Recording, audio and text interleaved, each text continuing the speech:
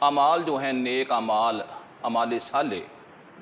ان کو ایک تو آسمان کے فرشتے لکھ رہے ہیں، درج کر رہے ہیں، دوسرا ہر انسان جو ہے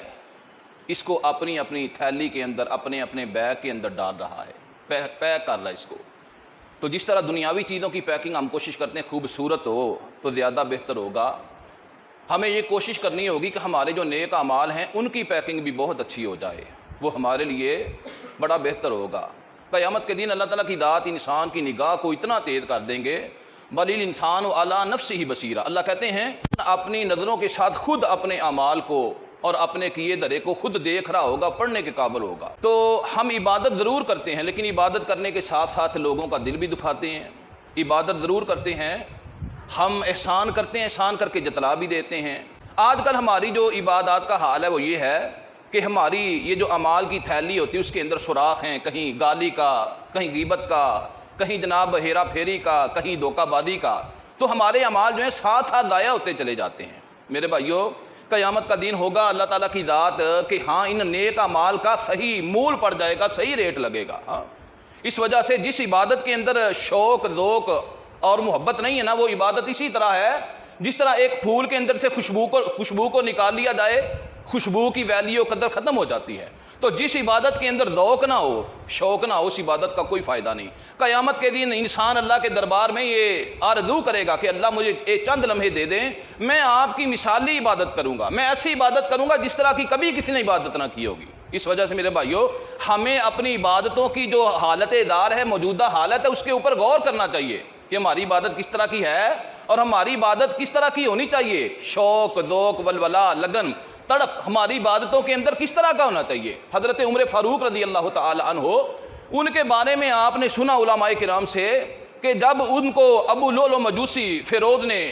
خنجر مارا، شہید ہونے لگے، زمین کے اوپر گر پڑے اور اپنے ہاتھ سے حضرت عبد الرحمن بن عوف رضی اللہ عنہ کو پکڑ کے آگے کر دیا۔ جب ان کو صحابہ نے حضرت عمر فاروق رضی اللہ عنہ کو اٹھایا، گھر لے کر گئے، تو ایک صحابی جن کا نام ہے حضرت مسعود بن مخرمہ رضی اللہ تعالیٰ عنہ فرمانے لگے، پوچھنے لگے صحابہ سے، اے نبی کے یاران، یہ بتائیں کہ عمر فاروق رضی اللہ عنہ نے نماز ادا کر لی ہے؟ صحابہ تھوڑے نالاں ہو کر بولے، کہنے لگے یار آپ کو پتہ نہیں ہے، وہ بے ہوش ہیں، ان کو ہوش ہی نہیں ہے، آپ نماز کا پوچھ رہے ہیں، ان کو تو ہوش ہی نہیں ہے۔ آگے سے اس صحابی نے جواب پتہ کیا دیا، سنیں غور سے، وہ کہنے لگا میں نے یہ بات اس وجہ سے کی ہے کہ حضرت عمر فاروق رضی اللہ عنہ کو جب ہوش آئے گا، ان کو اتنا دکھ اپنے زخمی ہونے کا نہیں ہوگا جتنا ان کو یہ دکھ ہوگا کہ میری نماز نہ کہیں رہ جائے، میری نماز کہیں قضا نہ ہو جائے۔ میرے بھائیو، جب نماز کے ساتھ اتنی محبت ہوگی پھر نمازیں کبھی قضا نہیں ہوگی، اور جو پڑھی جائیں گی وہ جاندار، شاندار، ایماندار، ایمان والی نمازیں ہوں گی۔ دوسرے مقام کے اوپر ام المؤمنین حضرت زینب رضی اللہ تعالی عنہا،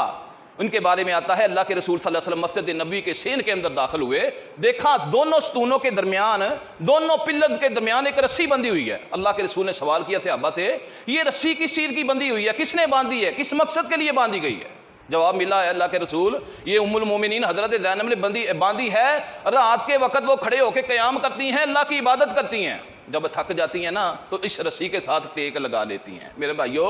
اللہ کے رسول صلی اللہ علیہ وسلم کی جو گھر والی تھیں، آپ کی جو بیٹیاں تھیں، آپ کی جو گھر والیاں تھیں، ان کی عبادتوں کا حال یہ تھا۔ آج ہماری عورتوں کا کیا حال ہے؟ یہ پچھلے دنوں بھی ایک واقعہ پیش آیا، اسکول کے اندر ایک بچی آتی، روزانہ آ کر سو جاتی ہے، جب تحقیق کی گئی پتہ چلا اس کی والدہ باپ سے بیٹی کے بہانے موبائل لے لیتی ہے، ساری رات، نرسری کلاس کی بچی ہے، ساری رات ماں بیٹی جو ہیں وہ موبائل کے اوپر رہتے ہیں، اور جب اسکول کا ٹائم ہوتا ہے ماں بچی کو اسکول بھیج دیتی، اسکول آ کر وہ سو جاتی ہے۔ میرے بھائیو، ہماری خواتین موبائل کے اوپر، کمپیوٹر کے اوپر، ٹیلی ویژن کے اوپر، کیبل کے اوپر، معاشرے کا کیا حال ہو گیا۔ اس وجہ سے خواتین اگر سدھر جائیں تو معاشرے کو وہ تعمیر کرنے کے اندر بہت بڑا کردار جو ہے وہ ادا کر سکتی ہیں۔ حدیث کے اندر ایک تابعی کا نام آتا ہے جن کا نام ہے حضرت سعید بن مسیب رحمہ اللہ علیہ۔ حضرت امام شافعی رحمہ اللہ علیہ نے زیادہ تر حدیث جو ہیں ان سے قبول کر کے جو ہیں وہ درج کی ہیں۔ ان کے بارے میں آتا ہے 40 سال تک مسجد کے اندر جب بھی یہ حاضر ہوتے نا تو اذان ہونے سے پہلے 40 سال لگاتار اس طرح کے گزارے کہ مسجد میں اذان ہونے سے پہلے حاضر ہوتے تھے۔ میرے بھائیو، اس طرح کی عبادت اللہ کے ہاں کس قدر قابل قبول ہوگی۔ پھر حدیث کے اندر سے صحابہ کرام رضوان اللہ علیہم اجمعین کے بارے میں آیا کہ جب نماز کا وقت ہوتا، ایک دن اللہ کے رسول صلی اللہ علیہ وسلم مسجد نبوی میں تشریف لے کے آئے دیکھا صحابہ لڑ رہے ہیں، جھگڑا ہو رہا ہے، پوچھا بھائی صحابہ کیوں جھگڑے ہو، کس بات کے اوپر جھگڑا ہو رہا ہے؟ کہ اللہ کے رسول میں پہلے آیا تھا، میں کہتا ہوں میں نے پہلی صف کے اندر کھڑے ہونا ہے، یہ صحابی کہتا ہے میں نے پہلی صف کے اندر کھڑے ہونا ہے۔ رسول اللہ صلی اللہ علیہ وسلم نے ارشاد فرمایا او بھائی اس طرح نہ کرو، آپ قرآن اندازی کر لو، قرآن ڈالو، جس کا نام پہلے نکل آئے وہ پہلی صف کے اندر کھڑا ہو جائے۔ بھائیو دعا کریں اللہ ہم کو بھی یہ شوق اور ذوق جو ہے وہ عطا کر دے۔ اللہ اپنے قرآن پاک کے اندر ان لوگوں کی صفات کو بیان کرتے ہوئے ارشاد فرمانے فَمِنْهُمْ ظَالِمٌ لِنَفْسِهِ، لوگوں کے اندر سے کچھ لوگ ایسے ہیں جو اپنے نفس کے لیے بڑا ہی ظالم ہیں، وَمِنْهُمْ مقتصد، اور کچھ جو ہیں درمیانے